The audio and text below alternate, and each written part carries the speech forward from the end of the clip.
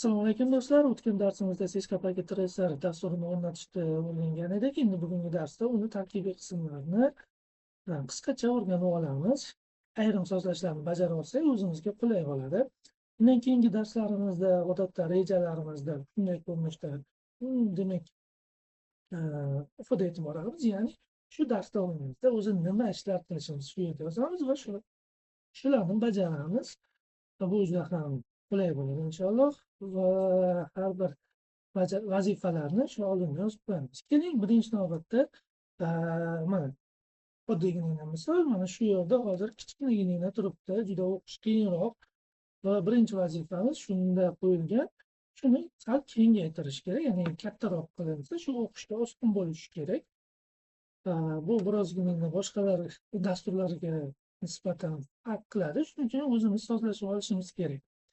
Xo'p, dasturlarimiz albatta yoki mana bu buyruqlarimiz, vazifalarimiz ingliz tilida beriladi. Bu sizga kelajakda tushunishingiz uchun qulay bo'lishi uchun, chunki imtihon to'liq ingliz tilida va o'sha vazifalar ham ingliz tilida beriladi.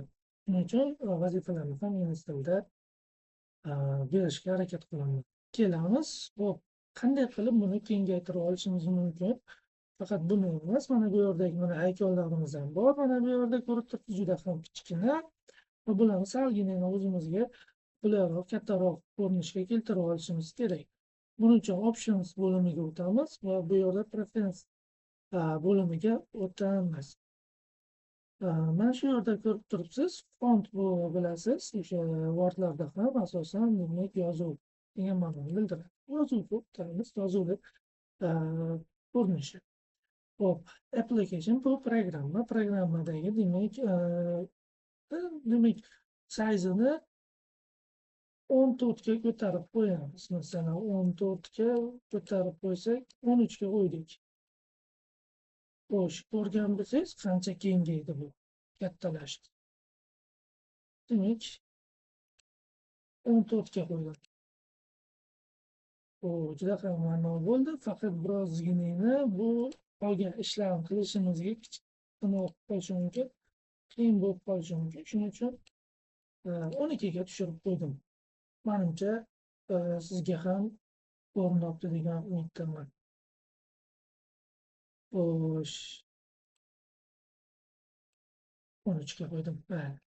Hop, e'tibor bering, ana birinchi vazifamiz nima edi? Change application font size, ya'ni programmani demak o'lchamini o'zgartirish. Hop, keyingisi change CLI font size. Hop, CLI bu nima? Command line interface degani. Formasini bitta rotorda qo'yamiz. Mana bu yerda rotorda ichiga kiramiz. Demak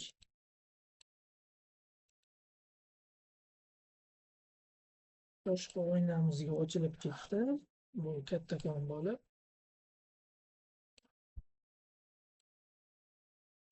Buni to'g'rilab olaylik. O'zimizga qulay qilib, xo'p, mana shu yerda mana CLI demak qismi bor. CLI Command Interface Lines, ya'ni qora oyna deymiz. Biz o'sha onda dasturda, ya'ni qoidalarni shu yerda kiritamiz. O'tgan darslarimizda ham buni tushuntirib o'tgandik. Mana bu yerda e'tibor bering. Anchagina kichkina yozuvlarimiz, shularni ham kengaytirishda sozlashini ko'rishimiz kerak. Hop, buni qanday qilamiz? Keling, yana o'sha use options ga o'tamiz, preference bo'limiga o'tamiz va bu yerdan font size ga o'tib, mana CLI da turibdi, 8 da turibdi ekan. Biz shuni 12 ga o'tkazib qo'ydik. Endi yana CLI oynamizga o'tamiz.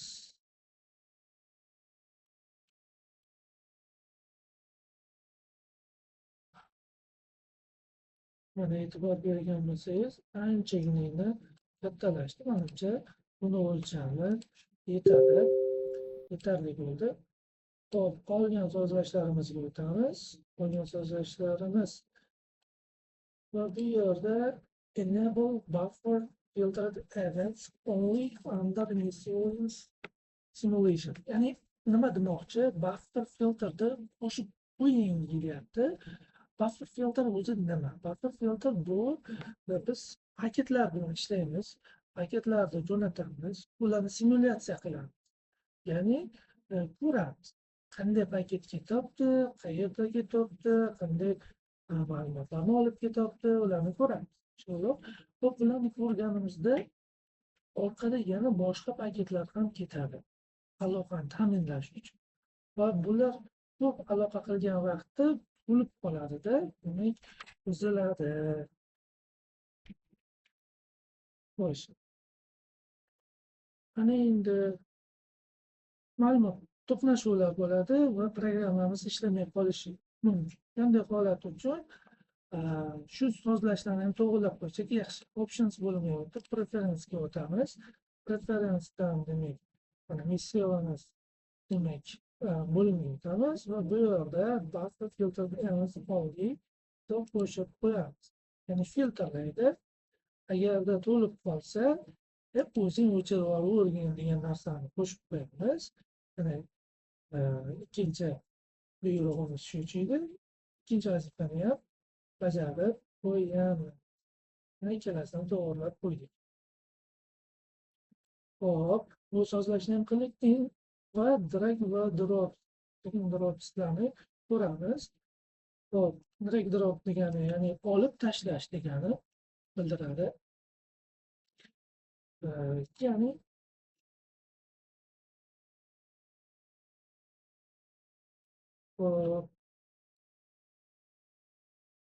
Selektivga o'tamiz va mana bu yerda qurilmalarimizni ko'rib turibsiz. Network qurilmalari. Network qurilmalaridan router bo'limiga o'tamiz. Router bo'limidan bitta demak routerimizni tanlaymiz. Qaysi birini tanlab olsak bo'laveradi. Keyinchalik o'zimizning maqsadimizga qarab tanlov 2901 routerni tanlaymiz.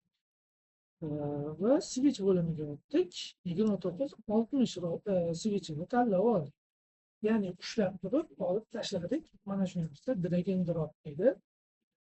Va end devices, ya'ni oxirgi qurilmaga o'tamiz va bu yerda oddiy kompyuter tashlaymiz va bu yerda bitta notebook tashlaymiz.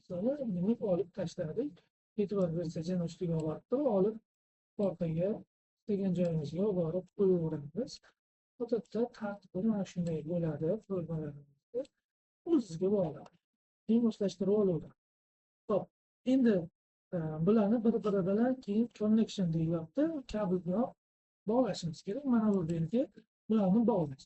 Mana bu belgi nimani bildiradi? Avtomatik kabel turini bildiradi. Kabellarimiz bir qancha turdan iborat. Bularni oldingi darsdan qisqacha tushuntirib o'tgandik. Optika bor, mis bor. Demak, koaksial kabel turlarimiz bor. Keling, o'zi tanlab oladigani mana. Shunday ushlaymiz-da, mana buni ustiga bosamizda, bunday bosamiz, o'zi tanlab qaysi turdagi kabelni vaziyatga qarab ishlatib yuboradi. Biz ko'pincha mana bu kabelni ishlatamiz. Bu mis kabel, 8 ta tolali mis kabel.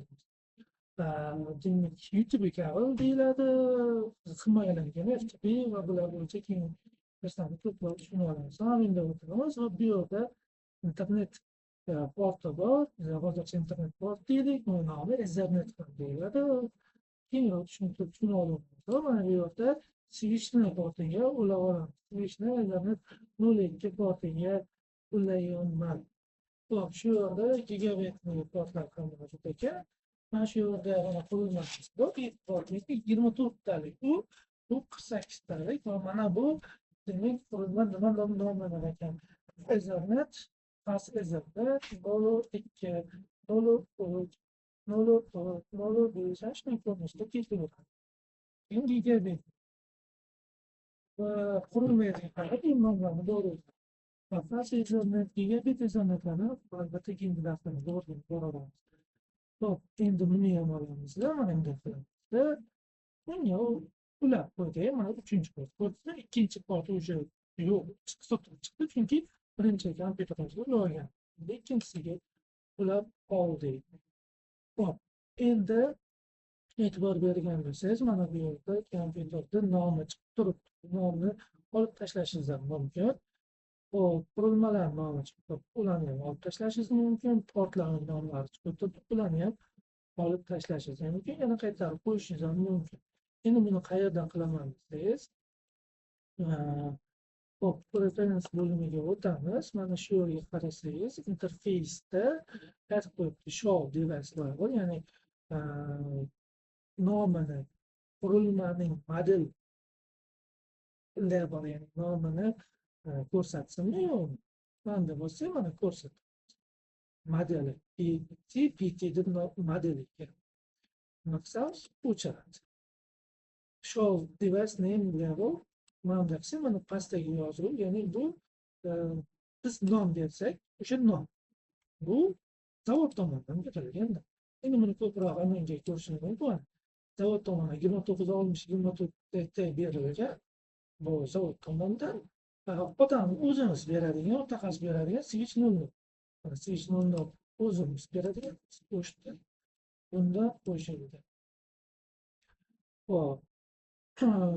Endi portlar ham xuddi shu yerda turibdi. Mana port raqamlari yonibdi, o'chiribdi.